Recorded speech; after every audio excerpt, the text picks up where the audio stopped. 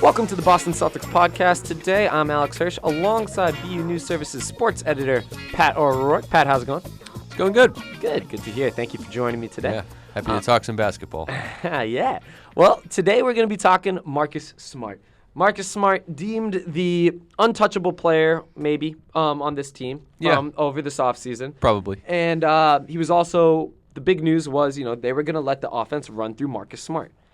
When I look at it so far, though, I see Marcus Smart playing, and I see minor improvements, but I'm not sure I see someone that's like, this guy's untouchable, nor do I see someone where I really want him running my offense.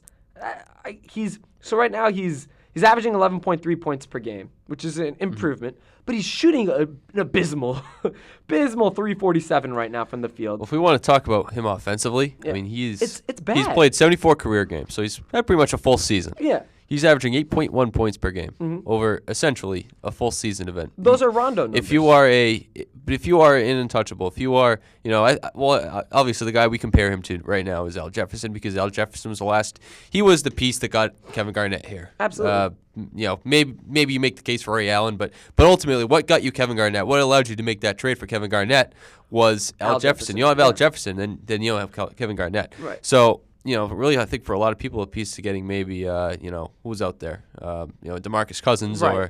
or maybe Kevin Durant, maybe the Clip. That type the of Thunder player. are looking to give away Kevin Durant. Maybe Marcus Smart's a piece of that type of player. That's what Marcus Smart's viewed as. But what is he right now? I don't think he's certainly not the point of Al Jefferson just yet. No, he's not at the point of Al Jefferson, and I don't think he's really someone I look to and I think this is the guy I want in the future either. I love his defense. There's potential. There's potential. And his defense. And he's shown flashes offensively. Offensive flashes. But the other night against OKC, I thought he had a great game. Yeah. But I watched a little bit of it. I thought he looked very good. His defense is incredible right now. I mean, that's what sparked this turnaround last night against who did they play last night? The Rockets. Yep. That's what sparked that turnaround last night. His defense, he shot 1 of 11 last night. We had a ridiculous plus 30. I mean, 6 assists. And 6 assists. Yeah. But when I watch him play offensively, I don't see the offense running through him. I don't see a point guard of the future there. And his offensive game, it's like maybe it would be comparable to Rajon Rondo, but it's not, because he's not incorporating the rest of the offense like Rondo did. His assist numbers aren't there. His points per game, that's comparable to Rondo in terms of how he shoots, how he makes his bread and butter. But he's not really playing the point guard on this team. And that was the idea, was to get him to play the point guard. So right now, I don't know if I see him being the future point guard of this team. And nor do I think he's good enough right now to even trade right now. I just don't. Well, he wouldn't be the centerpiece of a trade for a superstar, because even though we might think that, because he has the potential, but he hasn't put together that resume yet. Right, but he's supposed to be. If there is a trade, he's supposed to be the centerpiece, and I don't see a tremendous amount of progression. People are from him overselling last year. They are overselling him. And to be honest, how much of a progression are you seeing from last year? His defense is still otherworldly, so that's the same pretty much. How much has his offense improved? Bits and pieces. Yeah, numbers-wise, it's moved up a little bit, but not from what I was hoping. Not from all the hype that they gave him in the offseason. I was thinking a legit, maybe he would shoot 40%, but when you're shooting 34% this year, his assist to turnovers is good. He's really not turning the ball over. I'll give him that. But his 2 steals per game. It's 2 steals per game, right? And his defense is very good, but shooting .250 from the 3-point line, and he's averaging 5 attempts per game from the 3-point line. I mean, he's 67% free throws too, which is not good. That's awful for a point guard. Exactly. I mean, that's not a good number. Better than Rondo, but it's still not very good. That's not saying anything. No, it's not. It's like saying you're better than Shaq. And he's still, for the most part, one of the key things for him this year was to be able to stop taking as many threes and get to the paint. Yep. Get to the hole to get to the line. Well, he's really not getting to the line that often, only 4.3 attempts per game. And he's only taken 5 2-point attempts per game. A lot of those are long twos. He's really not getting into the hole. And But that 4.3 is twice his career average. Sure, I mean it's only 1 year to compare. Yeah, to. I mean and it's a season right. and change, but it's, you're compared right. to last season, it's better. But how do you have this guy named Isaiah Thomas who is about 7 inches smaller than Marcus Smart, and about 50 pounds smaller too, and he's able to take it to the hole all the time. I'd love to see Marcus Smart take it to the hole half the time that Isaiah Thomas does, and he doesn't. And you really need that from a point guard, because if he can take it to the hole, that spaces the floor for everyone else. If Marcus Smart's playing on the perimeter, then it's not doing that. You're seeing a lot of 3-pointers by this team that are contested because we're not being able to space the floor as much as we'd like to. Is he the point guard of the future? Is he just the shooting guard of the future? Is he what Avery Bradley? Is he Avery Bradley of the future?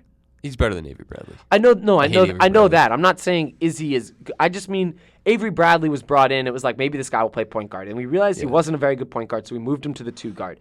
Is that what's going to happen with Marcus Smart? Because the idea was to have him play point guard, I've seen him make some great plays. If you watch last night's game, he intercepted a pass from the corner of his own hoop, and then without hesitation launched it down the court for a wide open. I forget who it was.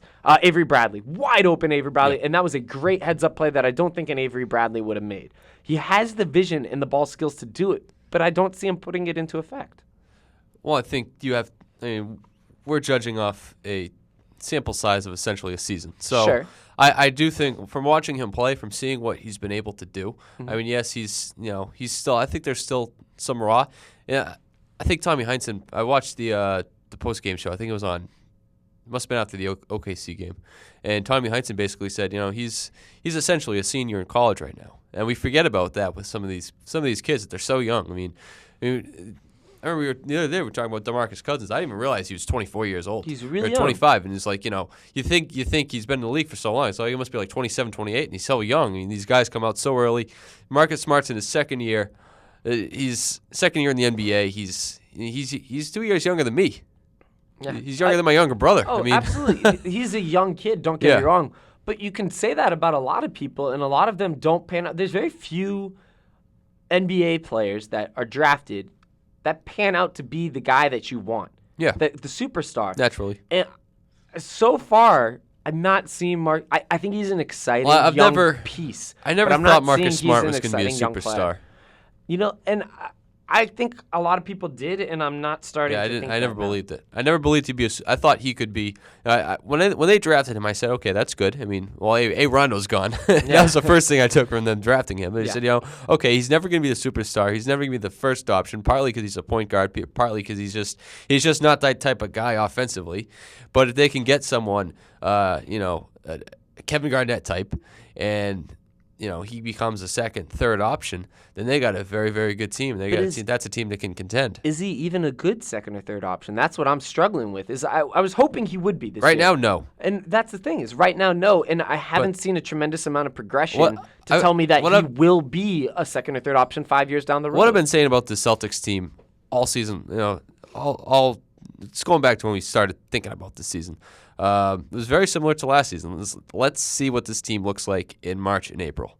Because I think it's going to be they have way too many guys to have any clue of what this team is going to look like. I mean, naturally, it's just going to whittle itself down between injuries and trades and guys just not playing well. And so we're going to see naturally it's going to emerge into a rotation of 7 or 8 guys, the natural NBA team, as opposed to the 12 or 13 guys they got right now. It's just how it's going to happen.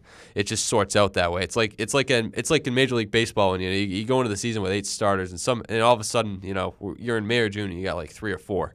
That's just how it works. It's just the natural way of things going. But anyway, I digress. I think let's see what Smart looks like in March or April. I think we have to wait it out. We can't give up on him just yet. Well, we'll see what happens come February, I guess. We will. Thank you for joining me, Pat.